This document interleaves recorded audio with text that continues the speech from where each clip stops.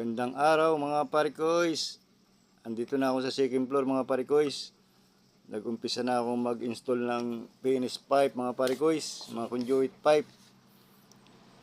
Yang nasa baba na yung utility box, tsaka junction box. Yang nasa gilid na yan mga parikoys. Abang yan ng linya para sa submeter at tsaka sa circuit breaker mga parikoys. Kasi kada kwarto nito mga parikoys, merong isang aircon na 1 horsepower mga parikoys. Yan, aircon outlet sa gilid. Yan, yung iba nalagyan ko na ng wire. Yung iba wala pa.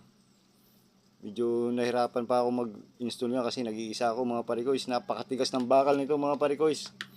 Nahirapan akong magbutas kasi puro tubular ang ginamit ito na makapal. Grabe, hindi tinibid tong bahay nito mga parikoys. O andyan ako sa ibabaw mga parikoys.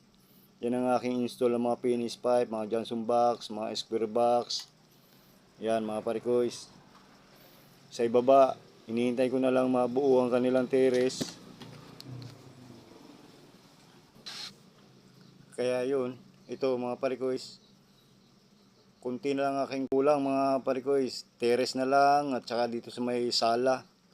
Pero sila diyang maliit na sala, lalagyan ko dyan ng outlet para sa kanilang mga TV. Tsaka sa wifi na kanilang outlet sa mga switch. Yan, dyan na lang kulang ko mga parikoys. Yan, nasa gilid niya na utility box para sa aircon outlet yan mga parikoys. O, sa ibaba.